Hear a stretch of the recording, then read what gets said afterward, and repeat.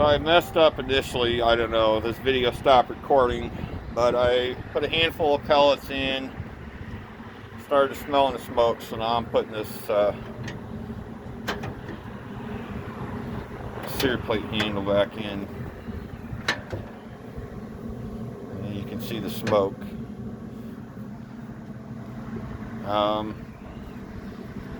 Hopper says holds 30 pounds. I got 30 pounds fresh competition blend in there.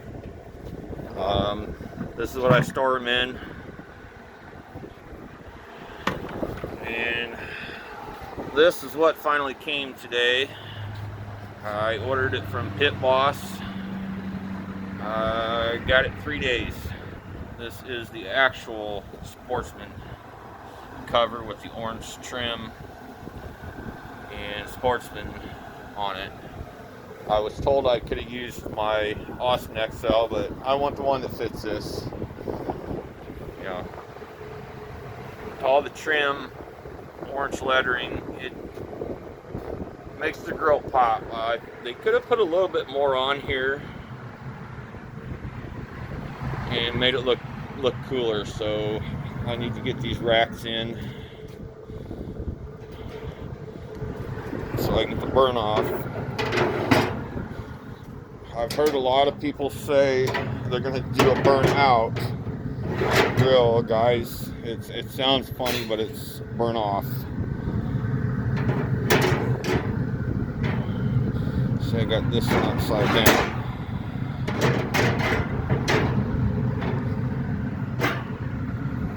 And I'm actually going to use my Inkbird to check temps. I did this on the Austin, everything looked good.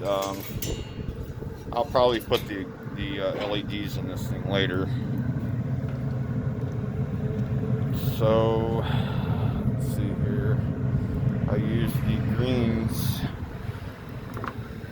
the greens for checking ambient temp. I mean, I use the red and the tan colors for the other. I thought this hole was smaller than the Austin. I looked, it's the same size hole, so you can get 4 probes in here. I just, for some reason, it looks smaller. So put the green in here.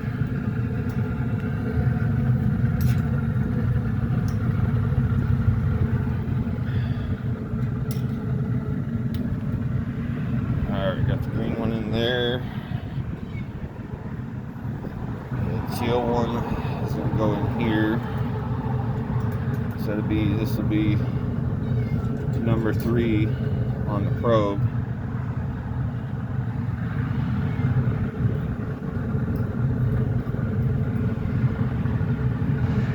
So, I mean, that's not close, but it's close. I'm probably gonna get some of the heat out right there, so hopefully the temp's good. I did figure out these brackets. I gotta get this in.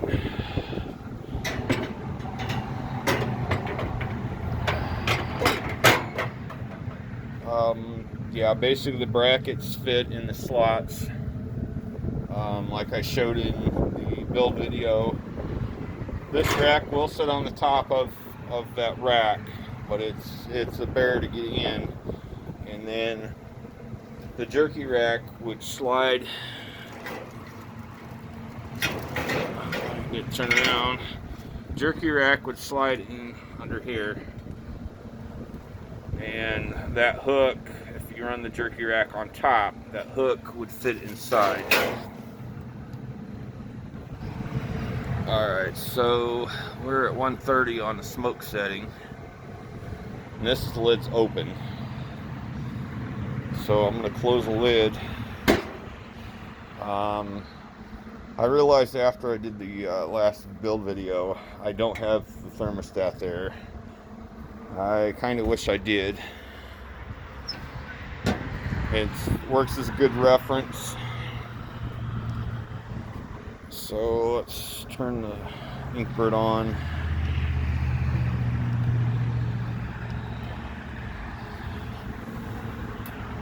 And get these plugged in.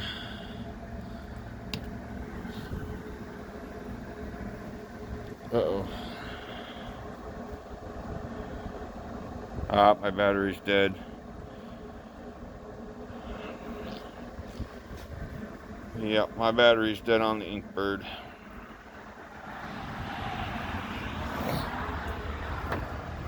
So I'm gonna have to get the other one. This is the one I had issues with the battery on. So I will get the other. I'll get the other Inkbird. If you don't have an Inkbird, they're really good. These are the Wi-Fi versions. This is the handheld, quick, very accurate once you get them set.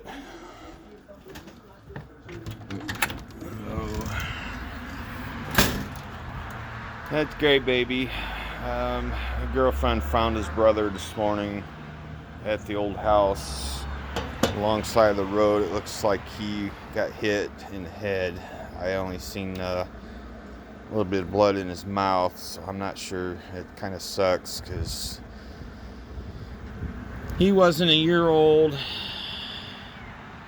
and he was an awesome looking white cat with a gray tail.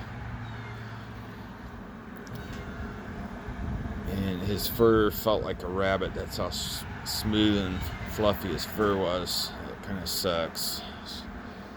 So I don't know if she's missing him or not. Good baby. Good baby. He's watching the cars. So my board temp and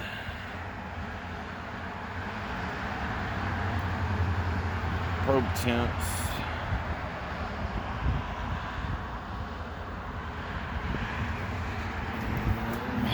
And you can lift the lid and you see the smoke.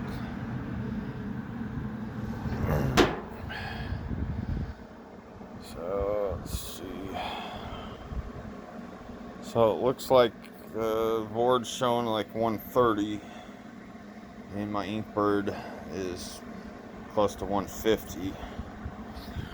We're gonna crank it up to 400. I think the book said 350. I think half hour, 45 minutes. So last time I did this, I did it for an hour on the Austin XL.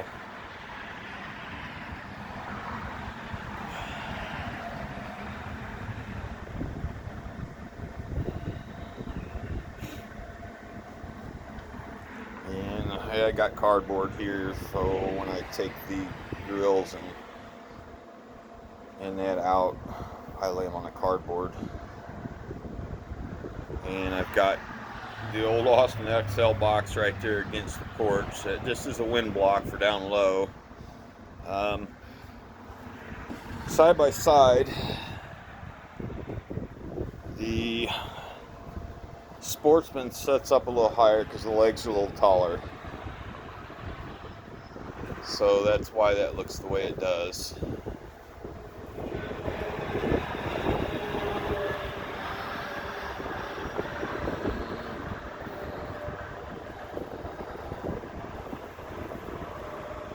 And it looks like I'm finally getting my replacement garage door opener from Refrost. Had an issue with the one and I tried everything, it didn't work. They sent me another one. They actually sent the wrong one. So they did a quick UPS from California to here, I think in 2 or 3 days. So I think that's what we're getting.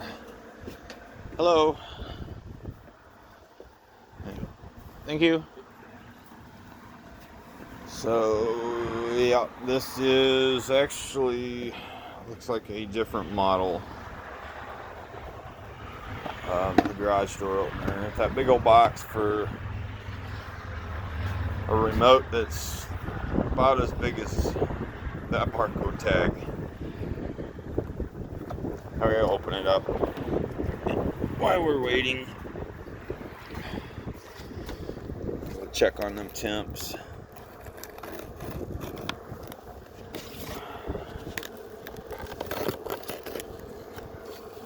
Let's see, it'll be smarter than the box. So it opens right down the middle.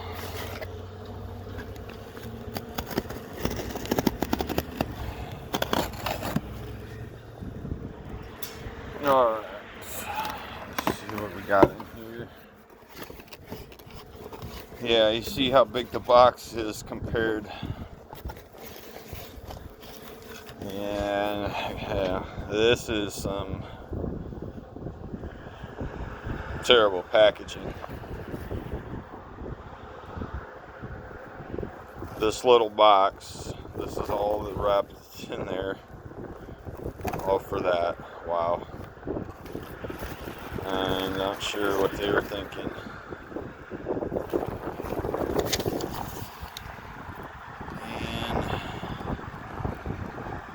And this is the tag. It shows what the parts replace. So, I'll open this so you can see it. I'm sure I've got nothing but time to get it dumped out.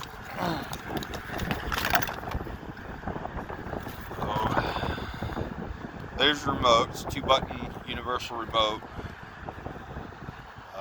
Works on quite a few things. Girlfriend hasn't had any issues with hers. I mean, there was a lot of bad reviews on these things, and something just wasn't right in mine. Put a new battery in it, and tried reprogramming it, and none of that stuff works. It's just a glitch. I mean, it's just cheap China stuff, basically.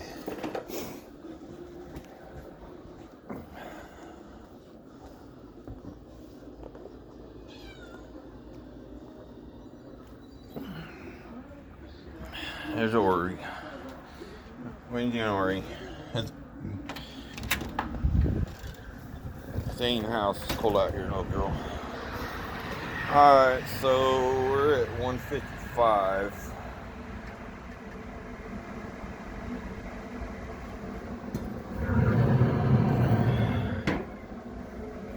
Yeah, we're at 155. I just opened the lid real quick, is what I did.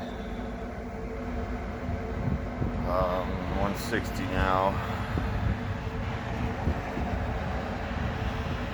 Let's say 206 on the left side. I have to. Yeah, I gotta drain those pellets. There's not much in there. This is what I use to stir my pellets. I just poke it down in there. Make sure I got no void. Of course, the temp wasn't going to come up to temp quick because I did not prime this. I let it prime itself. Is basically what I was doing, because I already had a handful of pellets, and she's at 180. A little ways to go. I can smell that nasty oil burn smell. You open this up a lot farther. It looks like this cap opens a lot farther than the other one does. I can give you a side shot. You can see it sits down a little bit farther, so you can't really see it. This is what I got on the front porch. Yeah, I even took that heat shield out there, out of the Austin, to get the or heat deflector, to get trying to cool the inside down from burning, getting too hot. Heat transfer from the barrel down to the electrics. So once it got over 350 or whatever, at 350 range, that's when it started blowing fuses, or breakers, not fuses. So hopefully we got something better going on here. It was even doing it when it was windy, and it's fairly windy out right now. Lower, or 230, 35.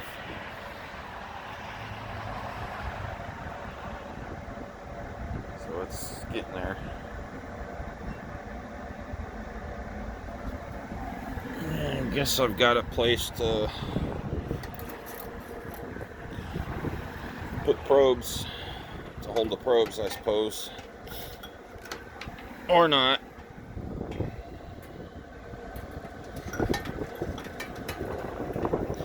Oh, before I forget, you see that decal right there? That was on the heat shield. That is actually a decal, and it had that wax backing on it, and there was so much oil on that backer that it basically just stuck to the heat shield. I thought it was stuck to it, so I peeled it off, and that's when I realized it was still a good sticker. So I tried to salvage it and put it there. I need to take the razor blade and trim this out, but a cool looking sticker.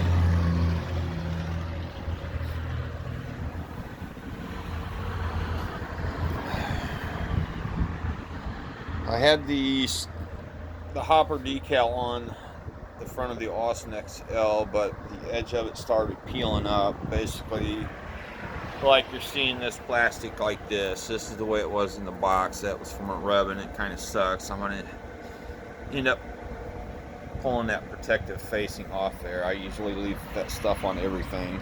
I mean, I've still got it on the Inkbird. You can see the little green tab that shows. So it looks like temps on the left side's catching up.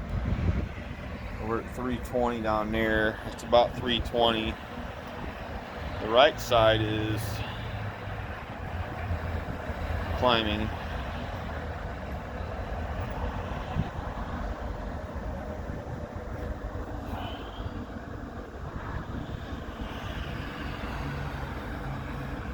So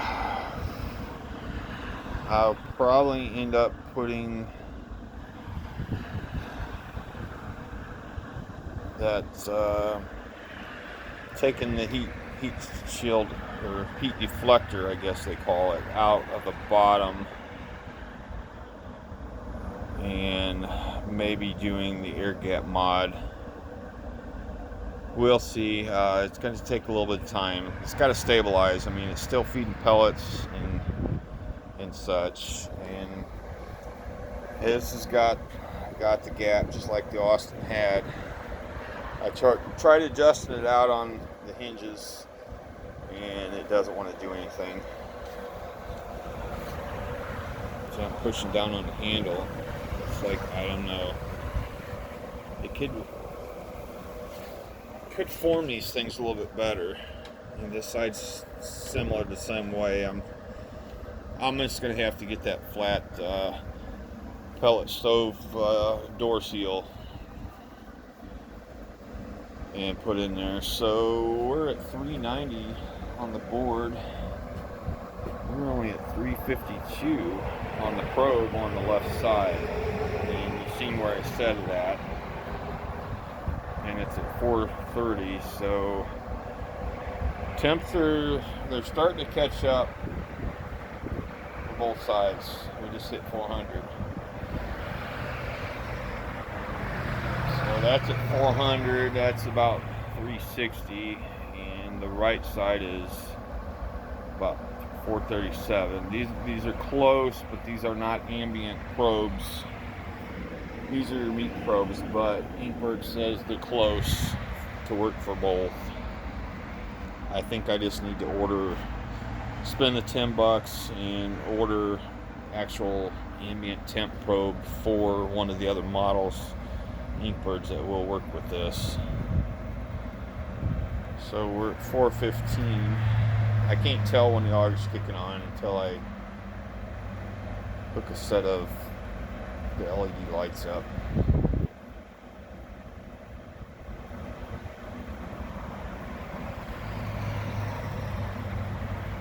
I guess the girlfriend's right. I guess a tripod would have worked for doing this. You can see all the smoke loss coming out the side of that. That could be a problem.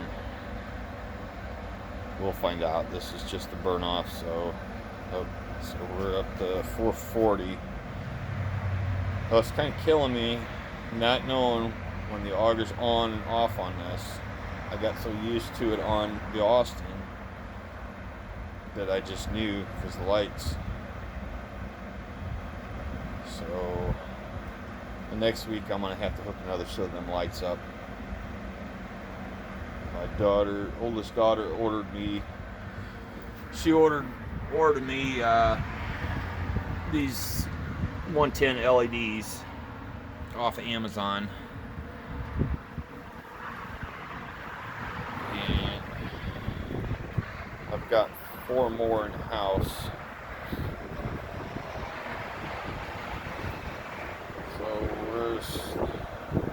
temps dropping, so these pellets are burning down. I don't really hear the fan hitting hard like a jet engine like you normally do. Open the sear plate. Feels weird. It's about a half inch play to open the sear plate because it's slotted, and I got to looking in. If I do the solid sear plate, I'm gonna have to change the heat shield and sear plate both, and would have to change my rod, zigzag rod, to make it work.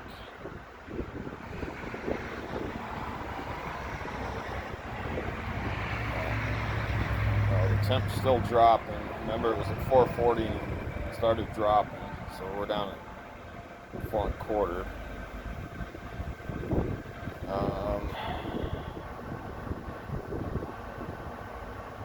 So you can see we're about 20 degrees off. Alright, so auger must kick back on. We're back at 4 1/4. I noticed it dropped to 420. So we're at 425 there, and we're at 430, so we're 5 degrees difference right now, but that's the hot side, that's the right side at 356. I guess the auger hasn't, because it just dropped to 420.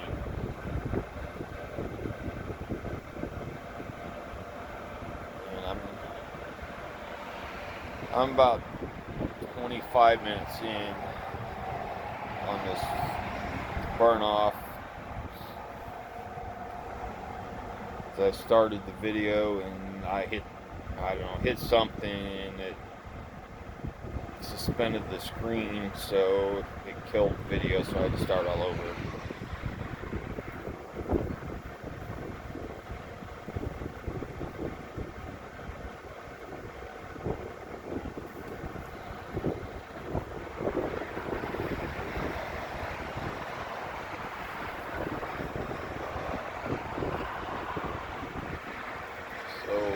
Within 15 on the hot side, and we're quite a ways away on the low side. We're about close to 70 degrees difference from where my probe is on the grate. It's still in that where it's hitting hot air spot. Let's check the poke down.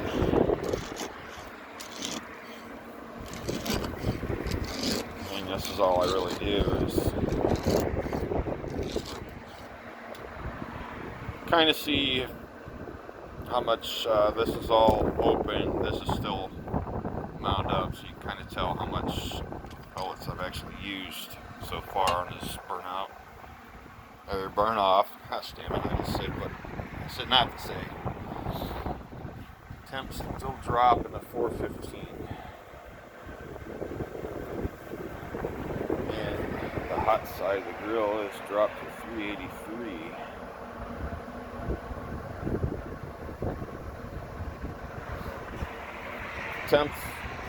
Temps are like that, but that's the cap's all the way open. If I was cooking, I would have cranked that cap all the way down. If the temp went up, then I would open it up, and I adjust the temp with that cap. It's not just a rain cap. It actually is a damper similar to what a wood stove has. It's during your startup and all that stuff on a wood stove, you're going to open the damper all the way up to get rid of all that nasty smoke. And when most of that smoke's gone, you're going to slowly close that to build heat. Alright, remember the sear plate was open, so let's close that. And see what the temps build back up to.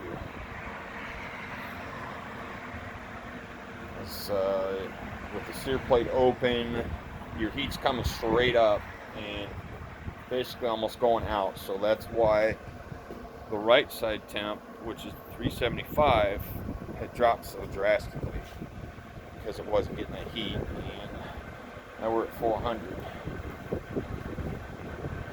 So the sear plate could be a heat tuning thing also. If it gets too hot, you got your cap and you can't get it to calm down, open your sear plate,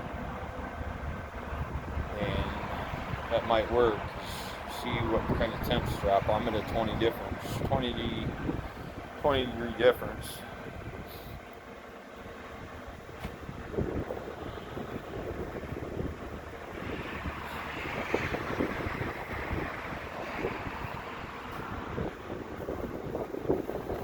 Alright, well, this is going to go for about another half hour until I'm satisfied. Once that's done, then I'm going to spray it down with some grilling cooking spray, just like I did the Austin XL, and to season it. I'll do that actually before it cools down. Right after I shut this down, I'll spray it. I'll spray the heat shield, open the sear plate, spray in there, and let it cool down. Hopefully it's cooled down enough so I can make thick pork steaks for dinner tonight. They come out really good on these pit bosses. So my temp's up to 390 there. The right side's building. Left side not so much. The wind is blowing from this direction. It's coming this way, so basically it's blowing right in there, and that's probably why.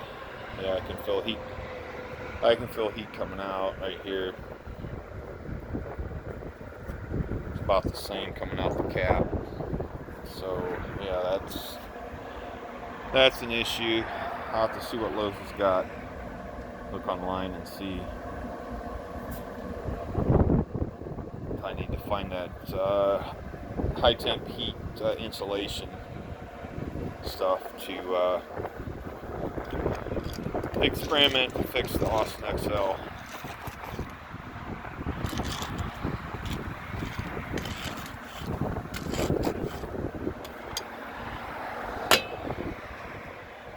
And yeah, I've got the old cardboard behind. This sets up a little higher, so it's not so much. And no, it's not going to burn me down just because that cardboard's there. It's not necessarily up against. I mean, on the Sportsman, it was on the Austin, but it was never an issue. So I'm gonna conclude this video, and might do another one when I cook the steaks to show the temps and stuff later on. I'm not sure. So hopefully somebody learned something from this. So I guess that's all for now. Later.